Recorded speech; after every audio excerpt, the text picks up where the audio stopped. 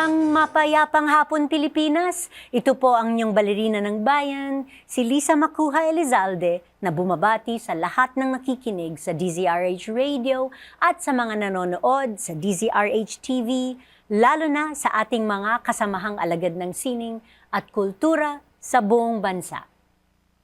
Ang heritage conservation ay mahalaga para mapanatili ang ating kasaysayan at kultura bilang Pilipino. By restoring and maintaining our historical structures, artifacts, and traditional crafts, we protect the cultural identity and collective memory that bind us together. Hindi lang natin sinisiguro ang pagpapanatili ng mga pisikal na alaala ng nakaraan, binibigyan din natin ito ng panibagong buhay para maipasa sa susunod na henerasyon. Mahalaga ang paglahok ng kabataan sa heritage conservation efforts para sa pagpapatuloy ng ating mga sining at tradisyon sa pamamagitan ng pagbibigay sa kanila ng tamang kaalaman at kakayahan para protektahan at panatilihin ang ating mga cultural assets. Mas napapalalim ang kanilang pagpapahalaga sa kasaysayan at sa responsibilidad ng pangalagaan nito. Sa hapong ito, kikilalanin natin ang isang organisasyon na nagbibigay sa ating mga kabataan ng pagkakataong maging bahagi sa pagpapanatili ng ating mga pamanang yaman. Sa aming pagbabalik, samahan ninyo kami sa kalahating oras ng masayang kwentuhan kasama ang mga kinatawan ng Eskwela Taller de Filipinas Foundation. Programang hatid ay sining at kulturang para sa lahat. Magbabalik ang Art to Art. Tinesting, sinuri, siniyasan. Ang resulta? Super effective ang Shield sa pagpatay ng bakterya at virus. Shield Antibacterial Soap. Believe ang mga eksperto sa Philippine Nurses Association. At si Mami. Tiwala ako sa Shield. Shield Antibacterial Soap. Napatunayang mabisa. Ang mga nurse, tiwala. Hello, Washi! Laundry day na naman! Yay! Anong meron? Mancha ng chocolate, putik, may libag pa. Kaya natin yan! With Pride Washing Machine Detergent, may triple stain-away formula. Tanggal ang makapit, madikit, at malupit na dumit mancha. Kaya easy-easy ang labada. Mula noon hanggang ngayon. All you need is pride. All you need is pride. ACS. Usapang sining at kultura para sa lahat. Art to Art. Nandito pa rin tayo sa Art to Art at kasama natin sa hapong ito ang Pangulo ng Eskwela Taller de Filipinas Foundation na si Architect Carmen Bettina Bulaong. Magandang hapon, Architect Tina. Magandang hapon, Miss Lisa. Salamat sa pag-imbita sa amin dito sa araw na ito. Maraming salamat sa pagdalo. It's been exactly 10 years since we first featured Eskwela Taller de Filipinas here on Art to Art. Although ibang representative ang nakasama namin noon. So for those who are not yet familiar with Eskwela Taller, can we begin our conversation with a brief background on the history and purpose of the foundation? Sure, my pleasure. Well, it's been actually almost 15 years since Eskwela Taller was established. No? Yun ay noong 2009. Actually, ang eskwela po, nag-umpisa siya as a joint project. It was a joint project between two governments, the government of Spain and the government of the Philippines. So, ang mga kinatawan ng partnership na yon ay ang National Commission for Culture and the Arts at ang Spanish Agency for Partnership and Development, Cooperation and Development. So, since 2014, we were transformed into a non-profit foundation. I see. Yeah, so, but our mission really is to train the out-of-school youth sa mga skills na kailangan natin so that we are able to restore and conserve yung ating mga lumang gusali. Kasama na dyan yung mga colonial churches natin, mga lumang schools, at marami pang iba, mga lumang bahay kasama na rin dyan. So, we have been training the out-of-school youth, both young men, young women. Yung ages nila ranged from 17 to 25 years old. So, nanggaling yan sa iba't ibang lugar. No?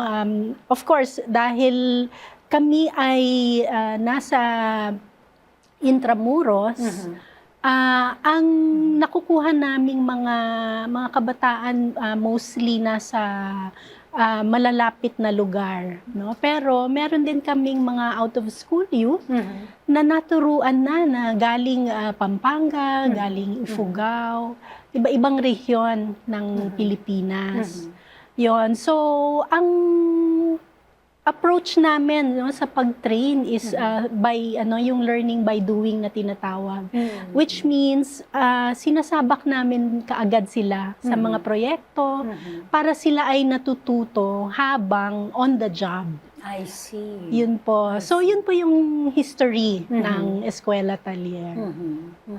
Okay, and for the last 15 years, of course, you've been working with out-of-school youth, no? Yes, Na galing sa economically challenged background. So, Yes. You said learning by doing. Ano yung mga specific training programs ng Eskwela Talier na ino-offer nito? Ano ang mga areas of specialization? Yeah, yung areas of specialization would include yung traditional masonry, carpentry and woodworks. Meron din kaming painting and finishing, metal works, plumbing, at saka electrical works. So those are 6 trades na we teach both the conventional, no, yung ibig sabihin yung mga modern construction methods. Pero ang mga kabataan, they learn later on yung parang advanced skills nila, yung traditional. I see. So, for example, we work with yung natural stones. We work with lime mortars. Yan ay yung mga ginagamit pa noong araw to build, no, yung mga old buildings natin. Yon. And then yung sa carpentry, yung advanced skills nila is working with wood. Yung they construct without using nails. Ganun po yung, so the skills are highly advanced skills. Yun po. And so, parang sa isip ko, mahirap. Mahirap yung trabaho, ano? So, Yes, how does yes. one become an Eskwela Talier trainee? How does one qualify? Meron bang selection process? Ano ang requirements para makapasok sa programa Yes. ninyo? Well, actually, at the moment, our training programs are really done in a project site. Before, we used to train in the campus, no, in Intramuros. Pero sa ngayon kasi, since our training programs are suspended in the campus because of a lack of funding, we train the out-of-school youth from a certain locale. I see. Meaning to say, for example, we have a project in Pampanga, an old church. The local community is where we get trainees. Because the assumption is, after the project, when we leave, sila na yung tutuloy. Maintenance work, etc. So it's something that's more sustainable because, they don't have to call us back because they already have the skills within the community. Okay. Yun. Tapos sila So, naman ang magtuturo din. Ano? Sila naman, Sa susunod yes. na henerasyon. In fact, no? we have graduates from many years back. Sila na yung nagtuturo. We follow the buddy system where, for example, a graduate is partnered with a new trainee. Siya yung nagtuturo. So there's a passing on of skills. And it's also our graduates' way of giving back. Kasi naturuan sila, they were given an opportunity, they have jobs now. So it's their way of paying it forward. Yes. Okay. So marami nga kayong mga scholar, no? So meron bang mga obligasyon ang mga scholars nito sa Eskwela Talyer in return? Wala naman po. It's, well, of course, for us, if they continue doing this, practicing their trade, it's much better for us because that means we were successful in training them and they found, opportunities because of that training program. So, but there's no, there are no ties that are... Walang kontrata? Walang kontrata. Okay. So, well, sa inyong pananaw, what is the role of heritage architecture at traditional crafts sa ating makabagong panahon? Malaki ang role actually, and it's something that hopefully many of us will realize because, in the experience of other countries abroad, tourism is a byproduct. We know that many countries who have really given importance to the physical environment, their heritage, malaki ang tourism industry dun sa mga bansa na yon. Of course, for us, it's not just about tourism. It's also about trying to bring the economy forward by giving jobs. And it so happens that there are actually a lot of jobs in heritage.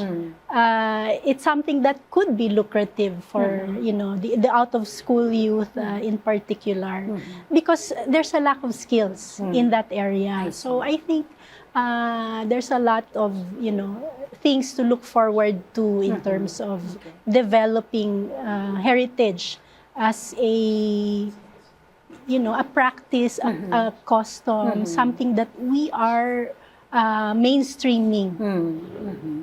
At paano naman nakakatulong ang Eskwela Talyer in terms of raising heritage awareness among local communities and with the public in general? In general, well, for example, we also organize seminars, workshops, not just for the out-of-school youth, but for entire communities.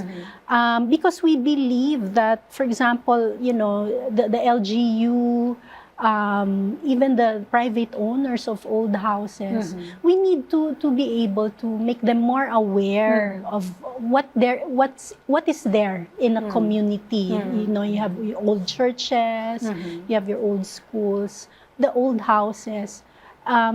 These need to be maintained and conserved properly. So, of course, we can train the out-of-school youth, but who will hire them if people are not aware that, there's this skill that's available?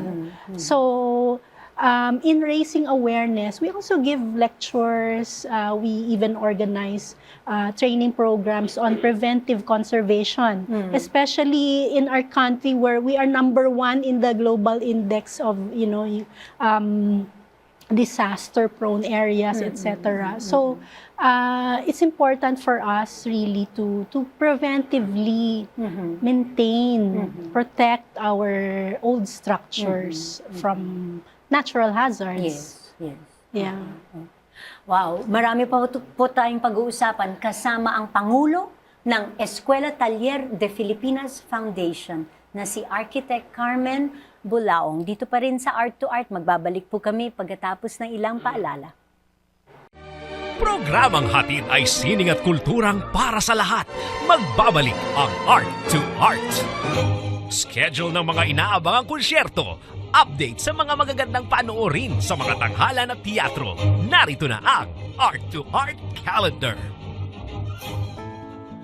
Narito ang ating arts calendar sa pelikula bilang pagdiriwang ng Philippine Film Industry Month na may temang tuloy ang tradisyon ng pelikulang Pilipino. Isasagawa ng Film Development Council of the Philippines ang kauna-unahang Film Education Convention o PhilMEC sa September 17 at 18 sa De La Salle College of St. Benilde sa Pablo Ocampo Street, Manila. Ito ay magtatampok ng mga student films, panel discussions at film book sales. Ang PhilMEC ay naglalayong itaas ang antas ng film education tradisyon sa Pilipinas at magbigay inspirasyon sa susunod na henerasyon ng mga filmmakers. Sa sining biswal, patuloy na makikita ang exhibit na pinamagatang Chronicles in Ink, Philippine Printmaking Through the Decades hanggang September 29 sa Gallery Indigo ng BenCab Museum. Ito ay isang traveling exhibit na nagtatampok sa mga piyesa mula sa CCP 21st Century Art Museum o 21AM Collection mula 1950s hanggang 2010s. Kabilang dito ang mga obra ng national artist na sina Benedicto BenCab Cabrera, Felipe de Leon, Tatang de la Rama, Victorio Edades, Amado Hernandez, Jose Joya, Arturo Luz, H.R. Ocampo, and Guillermo Tolentino. Samantala, inihahandog ng Artablado ang exhibit na pinamagatang Into the Blue mula September 16 hanggang 30 sa 3rd floor ng Robinson's Galleria, Ortigas Center, Quezon City. Tampok ang mga obra ni Nervage, Ronald Lara Bes at Ruth Gomez na gumagamit ng iba-ibang uri ng bughaw at tumatalakay sa mga temang iniuugnay sa kulay na ito tulad ng pagkakaisa at kapayapaan. Tinesting, sinuri, siniyasan. Ang resulta? Super effective ang Shield sa pagpatay ng bakterya at virus. Shield Antibacterial Soap. Believe ang mga eksperto sa Philippine Nurses Association. At si Mami, Tiwala ako sa Shield. Shield Antibacterial Soap. Napatunayang mabisa. Ang mga nurse, tiwala. Hello, Washi! Laundry day na naman! Yay! Anong meron? Mancha ng chocolate, putik, may libag pa. Kaya natin yan! With Pride Washing Machine Detergent, may triple stain-away formula. Tanggal ang makapit, madikit, at malupit na dumit-mancha. Kaya easy-easy ang labada. Mula noon hanggang ngayon. All you need is pride. All you need is pride. ACS. Usapang sining at kultura para sa lahat. Art to Art. Andito pa rin tayo sa Art to Art at kasama pa din natin ang Pangulo ng Escuela Taller de Filipinas Foundation na si Architect Carmen Bettina Bulaong. At sa bahaging ito, makakasama din natin ang isa sa kanilang mga graduates na si Bernalyn Lucindo. Magandang hapon, Bernalyn. Magandang hapon. Welcome to Art to Art. Thank you po. So, una sa lahat, ikwento mo naman sa amin kung kailan at paano ka nakapasok bilang trainee sa Escuela Taller at bakit ka nagkaroon ng interes sa programang ito? Year 2014 po, may nakapagsabi sa barangay po namin na may enrollan po na Escuela Taller. So, hindi po ako pamilyar nung time na yon. Tapos, sabi ko, sige, subukan natin kasi wala namang mawawala. So, pumunta po ako sa barangay namin, sa DSWD po kasi yung mga kumukuha ng mga ano ng out of school youth. Sige, punta ka sa Escuela Taller. Sabi ko, saan po banda ito? Sa Intramuros, Manila po. Pumunta po ako doon. So, nagpasa po ako ng requirements ko. Then, tinanggap naman po nila ako na nagpasa po ako ng mga requirements. Sabi ko, sige po. Wala naman po sa ano ko na ganitong ano po yung makukuha kong ano. Hanggang ngayon po kasi trabaho po siya sa Heritage. 2015 nang graduate po kami. Start ng graduate po ako. Yun na po yung trabaho ko, pagre-restore po ng mga antiques. Woodworks po yung nakuha ko po sa Escuela Taller. Woodworks carpentry po. Nung graduate po ako, nakapasok po ako sa isa sa mga project nila ng San Agustin Church po, yung choir po sa San Agustin. Yun po yung una ko naging trabaho sa pag-graduate ko ng Escuela Taller. Sumunod po nun, na-assign din po ako sa iba't ibang lugar. Hawak din po ng Escuela Taller, Pampanga, Batanes po. Hanggang sa napunta na po ako ngayon sa Intramuros Administration. Wow, so nakapagbiyahe ka din, no? Opo. Oo. Sa iba't ibang So, lugar. nasabi mo na woodworks ang iyong pinasukan. Bakit? Meron kang talagang interest dito? Oh, Or napasaba ka na lang? Napasama ka na lang. Wala po talaga sa plano or hindi ko po talaga naisip na yun po yung makukuha kong trabaho. Kumbaga kasi panlalaki to, parang kaya ko ba to? So, sige, wala namang mawawala. So, sinubukan ko po. Hindi lang subok, talagang inadapt ko na rin po na ito na yon. Hanggang sa yun na po, hanggang ngayon po talaga. Yan na po yung trabaho ko. So, ngayon ay nagtatrabaho ka sa Cultural Properties Division Yes ng po. Intramuros Administration. Opo. So, ano-ano yung mga restoration projects na nasalihan mo mula nung magtapos ka sa Eskwela Talier? Ano ko na po yung sa Pampanga po, yung retablo po ng Santa Monica Church sa Minalin. So kami po yung parang nag-document doon. Parang pinag-aralan din po namin kung paano siya itinayo. Tapos after noon, sa Batanes po, ang mga bahay po ng Ibatan yung nahawakan namin. Pagkatapos ko po ng Batanes, yun na po. Yung napunta na po ako sa Intramuros Administration po. And marami bang demand for yung particular na mga skills na naturuan ka as a trainee sa Eskwela Talier? Nagagamit mo ba ito sa labas ng iyong regular na trabaho? Yes po. Aha.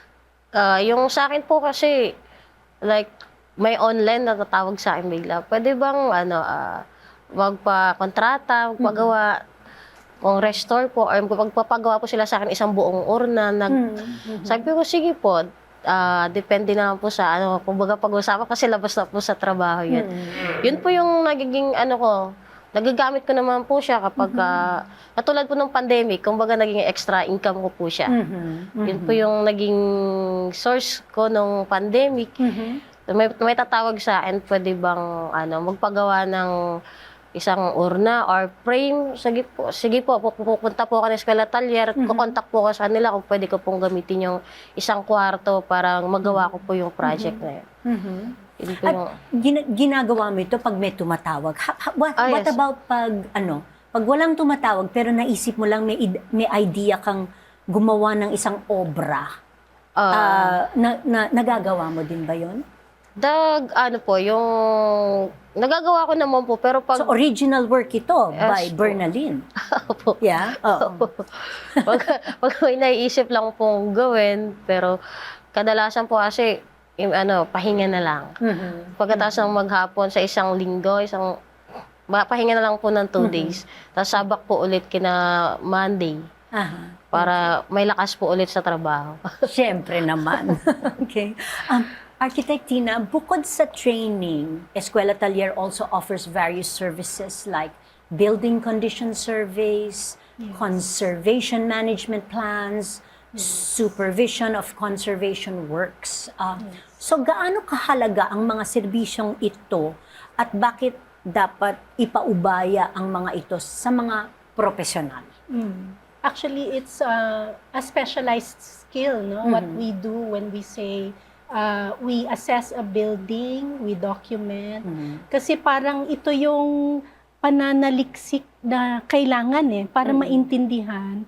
Ano yung building na yon, bakit siya itinayo, ano yung use niya, ano yung mga techniques na ginamit to build, no? Kasi lalo na yung ibang techniques na yon, hindi na natin talaga ginagamit today.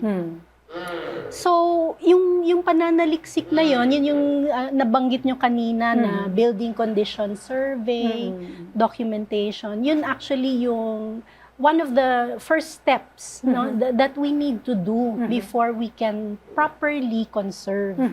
Kasi nga, it's data-driven, very scientific actually yung work na ito. And then we also offer conservation management planning. Kasi kasama dyan, when you want to conserve a structure, sometimes, di ba, parang you need to give it a new function. There are structures na hindi na... Siyempre, para maging sustainable din. Yes, di ba? Parang, like an old house na hindi na kayang i-maintain ng family. These are sometimes converted into cafes or even bed and breakfast facilities. So there are things that need to be done so that the change of the use is well managed. And whatever the change is, does not become destructive dun sa lumang structure na yun. So these are services that we do because it's part of our mandate to properly conserve our heritage, our patrimony. So part yun. Okay. At kayo ba ang pumipili ng proyekto or pinupuntahan kayo asking for Sad to say, help? kapag may lindol na nangyari, ang dami tumatawag sa amin suddenly. And of course, some of them, we become quite helpful in the sense that even the funding, we try to help communities or stakeholders in looking for funding. Yun nga po yung we get international support sometimes. So maswerte din no na kapag may mga partnerships na ganun na we also bring into the project. Yon. So ganun po. That's how we are able to participate and contribute more. Okay. Well, speaking of funding, saan kayo kumukuha ng puhunan? Well, as I mentioned earlier, no, our funding originally came from the Spanish government and our national government. But since we have been transformed into a foundation, we have to find our independence such that we work on projects that are actually paid for or supported by partners. And in that manner, we also support our operations. Yun po. So at the same time, we try to look for funding or we raise funds. Like probably in the coming months or probably next year, early next year, we'll be organizing a benefit auction for Escuela Taller. So we have partners, artists, and collectors who will donate their pieces so that when they're sold, part of the proceeds will help support our training programs. Yun. So that's how we try to raise funds. Yung mga trainees ninyo, I'm sure, katulad ni Bernalyn, makakagawa din ng mga pwedeng i-auction, no? In fact, yes, you mentioned earlier kay Bernalyn, we have what we call the entrepreneurship program because we encourage graduates like Bernalyn, veterano na ito eh. She's a very good carver. And you can just imagine the products that Bernalyn can produce and then sell them. Of course, we have to tell the story of Bernalyn. Sino yung gumawa nito? Ano yung background ng person na to? Yes, yes. So, which makes it even more interesting because people really want to help. Yes, yes. Yun po. So, hopefully that will, Bernalyn, she's always welcome to come to our facilities kasi ganun nga yung ginagawa namin na we invite them, kung meron kayong projects, you need a space, you can use our tools, you can use, it's part of our continuing help for our graduates. Bernalyn, nagtuturo ka na rin ba? Hindi pa. Hindi pa. Nagturo siya dati. Pero may plano ka. Plano. Okay. Well, ngayon na 15 years na ang Escuela Taller, what are your goals for the future? Paano nyo mapapanatiling sustainable ang operations ng foundation moving forward? Well, hopefully, we really would like to restart our training programs. So we're raising funds for that so that we continue our mandate to train the out-of-school youth in our campus. But of course, we continue with training the youth, not just the youth, but entire communities now in our satellite programs, which are always connected with an actual project. I see. Okay. Well, maraming salamat, Arkitektina Bernalyn, sa pagdalo ninyo sa aming programa. And of course, congratulations sa pagdiriwang ng 15th anniversary of Escuela Taller. Dasal namin ang patuloy na paglago ng inyong foundation at sana ay dumami pa ang mga kabataang Pilipino na magkakaroon ng interes sa heritage conservation. And actually, sa mga nakikinig at nanonood sa ating programa ngayon, if they're interested in becoming a trainee or helping the foundation, sa paano kayo makokontakt? Well, we have our website. We also have our Facebook page. So just look for Eskwela Taller. And you can come to our campus facilities. Our office is beside Intramuros, near the golf course. So you can reach us anytime during office hours. Those who are interested to apply for training, of course, we want to, we plan to have 30 students initially. So kung merong mga interesado, they can contact us. Of course, we're in the process of looking for funding. So once makumpuni lahat yon, then we will start the program. Alright. Ay, more power to Eskwela Taller. Thank you so much. Hanggang sa susunod na linggo, samahan ninyo kami ulit dito sa Art to Art, kung saan ang usapang sining at kultura ay para sa lahat. Ito po ang inyong balerina ng bayan, Lisa Macuja Elizalde, nagpupugay sa artistang Pilipino.